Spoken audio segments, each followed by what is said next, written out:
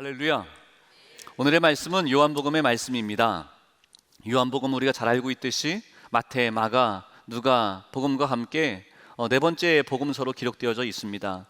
요한복음은 예수님의 사랑하시는 제자 요한이 기록한 말씀이기도 합니다.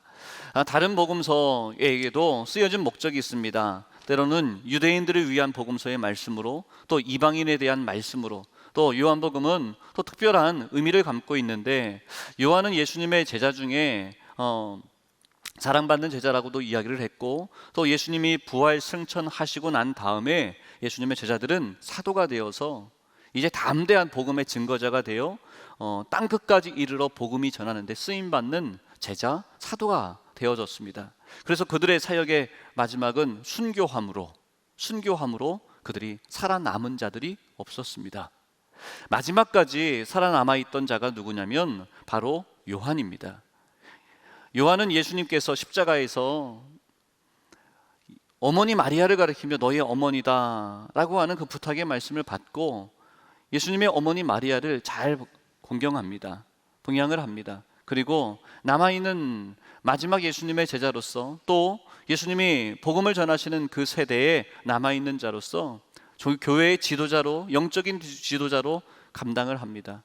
그런데 그때 복음을 전하는 베드로 중심의 주님의 제자로서 지근거리에서 함께 보고 느끼며 복음을 전했던 베드로, 예수님이 어떠한 분이셨는지 역사적인 그리스도에 대한 복음을 전하는 그를 따르는 많은 사람들이 있었습니다. 또 우리가 잘 알고 있는 초대교회는 바울에 의하여 복음 전도 여행을 통해서 이방 땅까지 복음이 넓도록 전파되었습니다. 바울에게 확실한 하나님 만남의 증거의 역사들이 놀랍도록 나타났습니다. 그래서 영적인 그리스도의 복음을 전하는 바울을 따르는 사람들이 많이 있습니다. 그래서 예수님을 믿을 때 베드로가 가르치는 예수 그리스도, 바울에게 은혜를 받은 사람들이 느끼는 예수 그리스도의 간극이 나타나기 시작했습니다. 그래서 주님은 한 분이신데 주님을 고백하는 그 사람들이 내가 믿는 그리스도는 이러한 분이다 라고 하며 무언가의 거리감이 나타납니다. 그래서 그들을 하나 되게 하기 위한 요한복음의 중요성이 강조됩니다. 요한은 어떤 분입니까? 예수님의 제자입니다. 그리고 하늘문을 열린 분입니다. 주께서 주시는 그 귀한 말씀을 남아있는 교회의 세대의 마지막 세대로서, 마지막 사람으로 하나님의 복음을, 주 예수 그리스도의 그 복음을 기록한 요한복음이 됩니다. 그래서 요한복음은 기독교의 정통의 신앙이다, 정통신앙을 담고 있고 복음의 본질을 잘 담고 있다고 학자들은 해석하기도 합니다. 역사적인 예수 그리스도에 대한, 그리고 또 영적인 그리스도에 대한 것을 균형을 잡혀 있는 그 귀한 말씀이 요한복음의 말씀이고 복음서의 제일 마지막에 기록된 말씀이기도 합니다. 복음서를 통해서 우리는 아니 있었던 이야기 또 반복하네 이렇게 느낄 수도 있지만 복음서마다의 아주 중요한 의미를, 영적인 의미를 담고 있는데, 오늘 우리가 함께 나누는 요한복음을 통해서는 주님을 만난 사람들에게 어떠한 일들이 나타나는가, 그 말씀 한 가지를 함께 우리가 은혜를 나누고자 합니다. 요한복음을 통해서 우리에게 주고자 하시는 놀라운 깊은 뜻은 무엇이라고요? 주님을 만난 사람들에게는 한 가지 특징이 있습니다. 공통됨이 있습니다. 그들에게 믿음 사건이 나타났습니다. 믿음의 부흥이 일어났습니다. 믿음의 부흥은 어떠한 부흥을 말하냐면, 믿음이라는 것은 저는 그랬어요. 내가 한 일에 대해서 믿는 것이 믿음이 아닙니다. 내가 한 일에 대한 것을 믿는 것이 믿음이 아니라 누가 하신 일에 대한 것을 믿는 거라고요? 하나님이 행하신 것에 대해서 믿는 겁니다. 그래서 주님을 만난 사람들은 달라졌습니다. 주님을 만난 사람은 바뀔 수밖에 없습니다. 사람이 바뀝니다. 성경에 그래서 요한복음의 말씀에는 믿지 못하는 사람들을 주께서 찾아가시고 만나 주심으로 그들이 어떻게 변화되어졌는지에 대한 이야기들로 시작되어집니다. 요한복음 1장에 후반부에는 나다나엘의 이야기가 나옵니다. 나다나엘이라고 하는 사람이 등장을 하는데 이에 친구가 있습니다. 빌립이라고 하는 친구. 빌립이 먼저 주님을 만났습니다.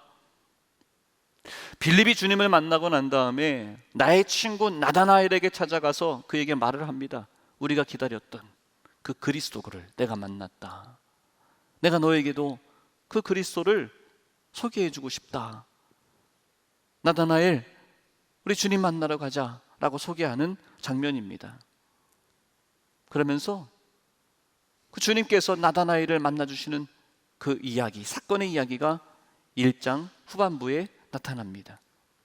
예수님께서 빌립과 나다나엘이 대화하는 것을 다 알고 계십니다. 그래서 나다나엘에게 이렇게 말씀합니다. 빌립이 너를 부르기 전에 너가 무화과 나무 아래 있을 때부터 나는 너를 보았다 라고 말씀합니다. 나다나엘은 율법의 말씀을, 구약의 말씀을 사모하던 사람입니다. 신앙생활 열심히 하던 사람입니다. 주님이 약속하신 그 메시아 그리스도를 누구보다도 간절히 기다리고 있던 사람입니다. 그래서 무화과 나무 아래에서 하나님 앞에 기도했고 소망의 이야기를 친구들과 나누었고 공부도 열심히 했던 자가 나다나엘입니다. 그 무화과 나무라고 하는 것은 나다나엘의 몸부림쳤던, 교회 삼아 성전 삼아 기도하고 준비했던 친구들과 함께 오실 그리스도, 하나님 아버지에 대한 아버지의 그 말씀을 기대하는 그 장소가 무화과 나무로 그렇게 나타나고 있습니다. 근데 그 주님께서 내가 알고 있는, 내 소망이 담겨 있는, 내가 친구들과 항상 대화했던 그거를 알고 계시는 거예요. 나를 알고 계시다고 하는 그 사실을 나다나엘은 깨닫게 됩니다. 그래서 나다나엘은 주님께 어떻게 고백을 합니까? 랍비요, 당신은 하나님의 아들이십니다. 당신은 이스라엘의 임금이 되십니다 라고 나다나엘을 내가 할 수 있는 최고의 고백을 주님 앞에 올려드렸습니다.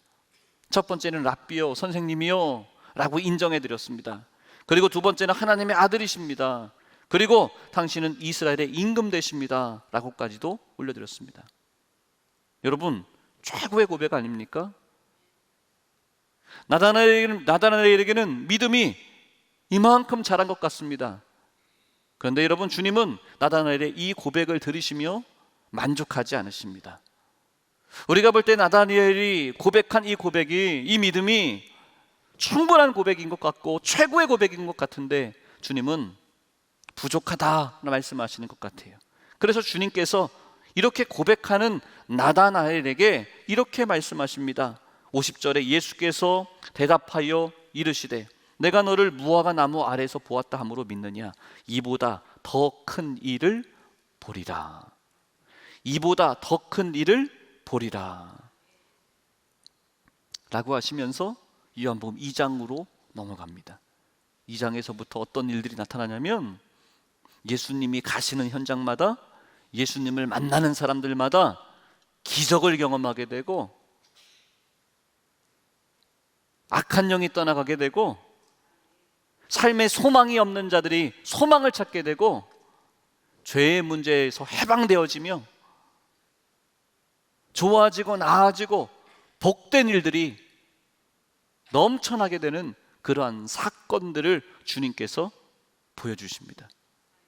그러니까 여러분, 요한복음에 기록된 이런 이야기는 스토리의 관점에서 바라본다면 나다나엘의 이야기를 들어서 믿음 갖지 못하는 사람, 내 식, 내 방법, 내 기준대로 살아온 이 나다나엘에게 너가 알고 있는 것은 이만큼이지만 주님을 만나고 난 사람들이 어떻게 변화되는지를 예수님의 활동을 하나하나 소개하면서 나다나엘이 믿을 수밖에 없도록, 나다나엘의 믿음이 1장에 고백했던 그 믿음이 부족한 믿음이요, 온전한 믿음이요, 주께서 기뻐하시는 믿음에 이르지 못하고 우리에게 약속하신 그 믿음, 구원받는 믿음, 영원한 하나님의 나라에 갈 수 있는 그 믿음은 우리가 간절히 바랬던 그 믿음과 비교할 수 없는 하나님의 믿음임을 우리에게 보여주시는 말씀이 요한복음의 말씀입니다. 여러분, 나다나엘은 교회 열심히 다녔습니다. 나다나엘은 누구보다 열심이었습니다. 나다나엘은 누구보다 뛰어난 사람이었습니다.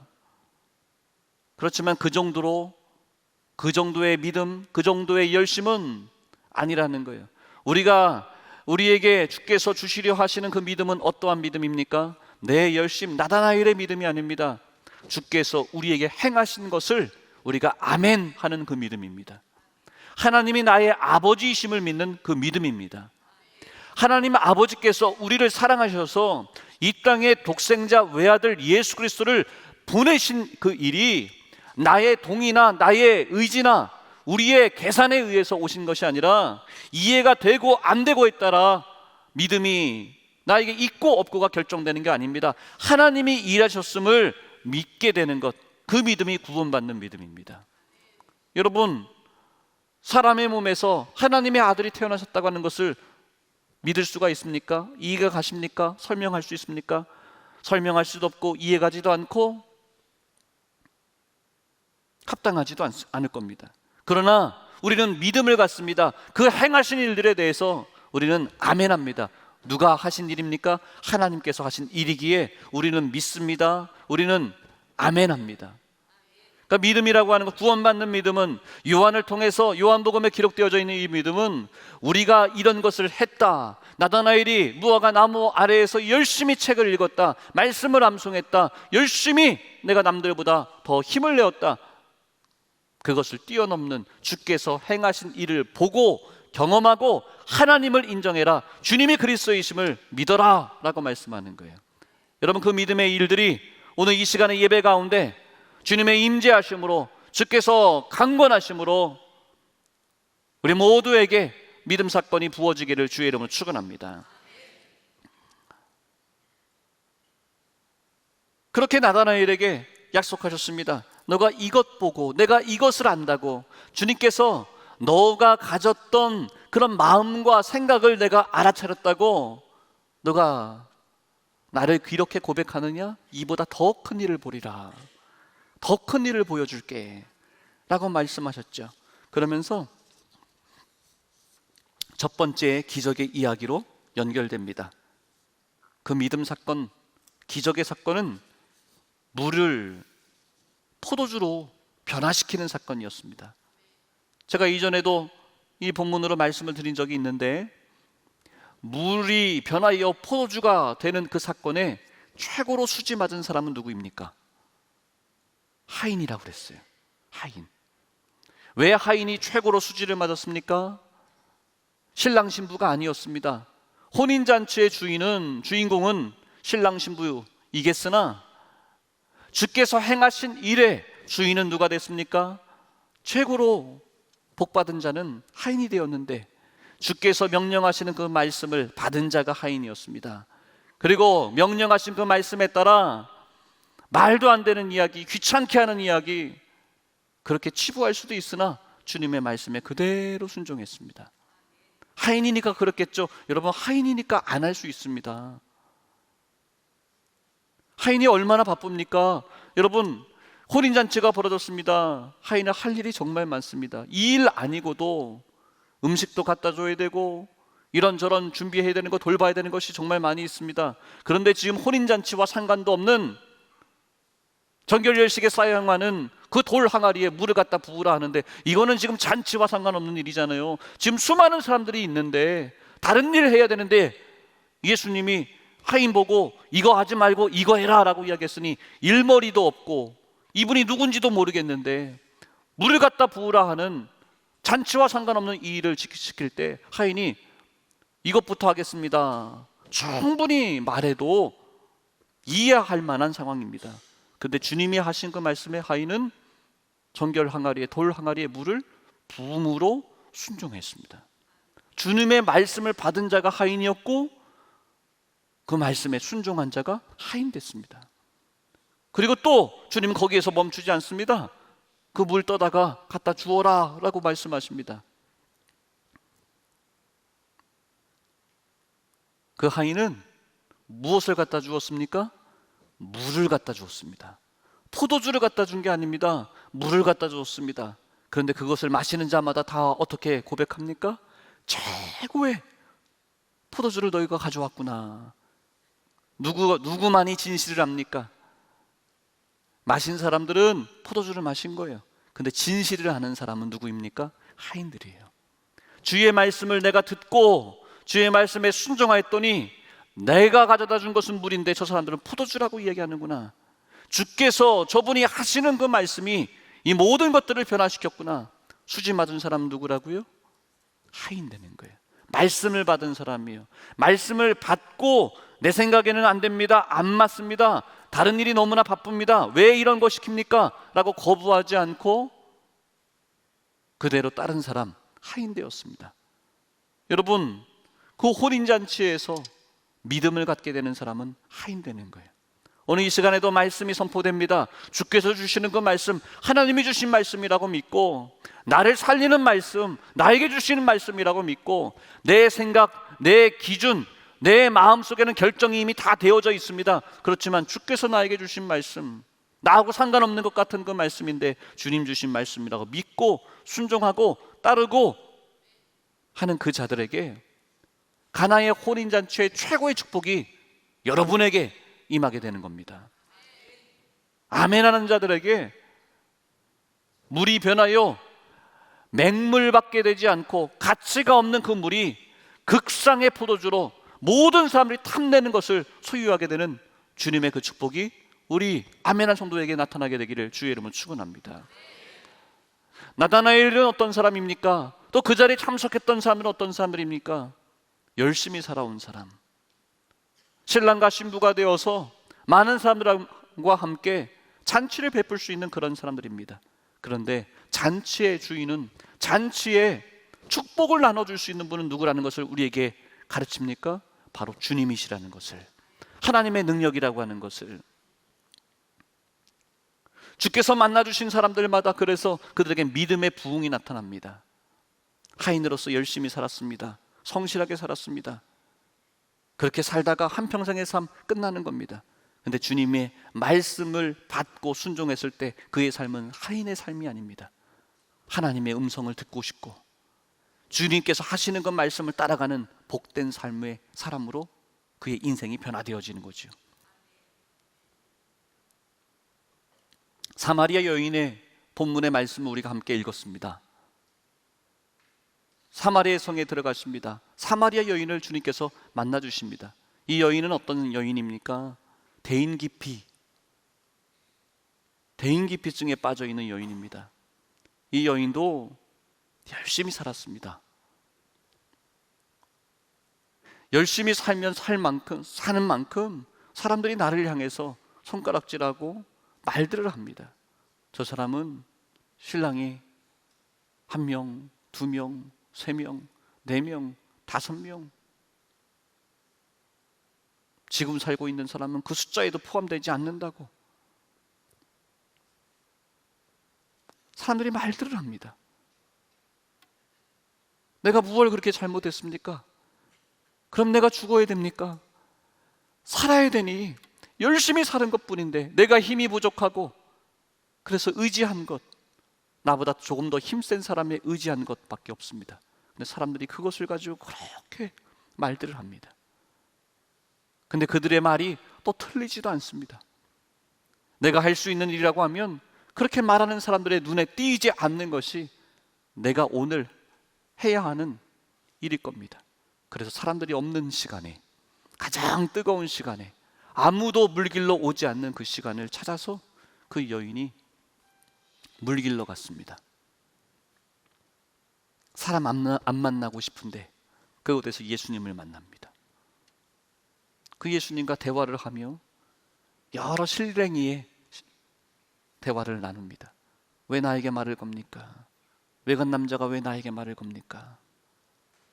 그러면서 주님과 대화하다가 그분이 주님이신 것을 이 여인이 깨닫게 되었습니다.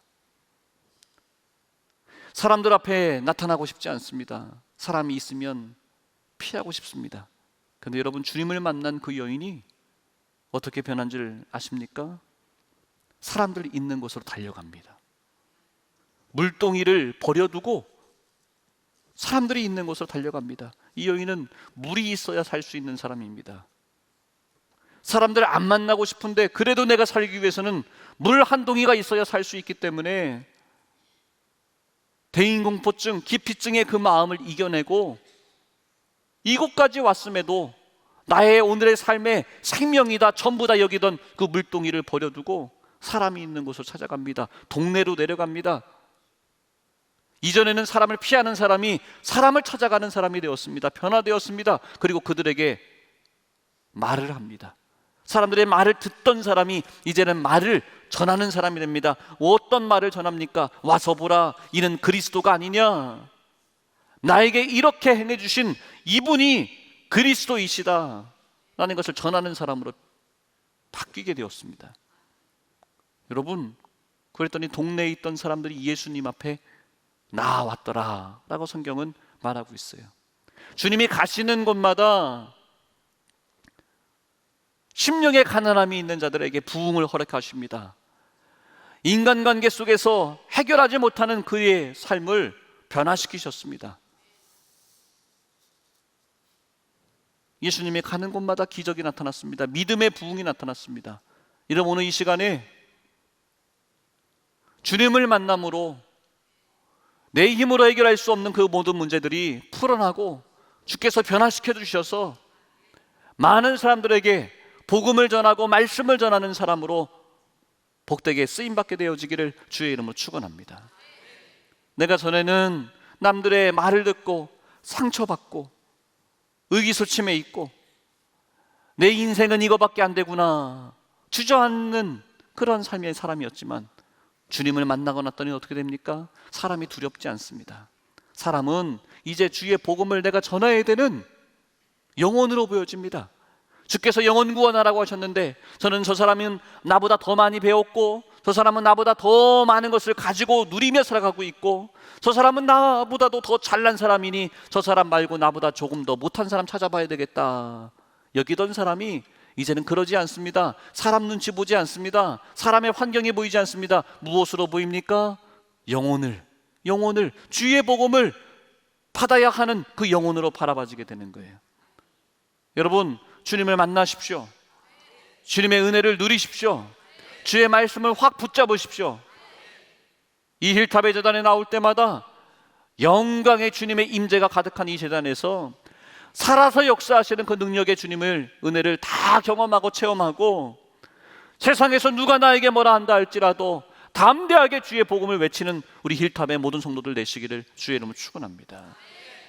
나다나엘 똑똑했던 사람입니다. 사마리아 여인은 또 어떤 사람입니까? 사람들 피해 다니던 사람입니다. 공통적인 특징이 있습니다. 주님 만나고 났더니 하나님의 행하신 일을 자랑하고 간증하고 고백하는 사람 되었습니다. 우리가 기도하는 이유는 무엇입니까? 하나님, 나는 실력 없어요. 나는 못해요. 나는 여기까지밖에 안 됩니다. 근데 능력 있으신 하나님께서 이 모든 일들을 해결하실 줄 믿습니다. 하나님은 나의 아버지이심을 내가 믿습니다. 그것을 고백하는 것이 기도입니다. 그 기도는 무엇으로 하는 겁니까? 하나님이 일하셨음을 믿는 믿음을 가지고 기도하는 겁니다. 실력 없는 것 때문에, 아픈 것 때문에, 연약한 것 때문에 주님 앞에 나왔으나 능력의 주님의 이름을 부르며 주님 앞에 모든 것을 내어 맡기는 것, 그것이 바로 우리의 기도가 돼요. 요한복음은 그렇게 주님을 만났더니 주님께서 믿음 사건을 부어주셨더라, 믿음의 부흥을 허락하셨더라, 그들의 삶을 가장 좋은 삶으로 인도하셨더라 라는 것을 기록하는 말씀이 복음의 말씀이었습니다. 오늘 우리의 삶에도 복음의 능력이 나타나기를 주의 이름으로 축원합니다. 복음의 역사가 나타날지어다. 복음의 능력이 우리 가정과 일터와 자녀들에게 나타날지어다. 할렐루야. 기도드립니다.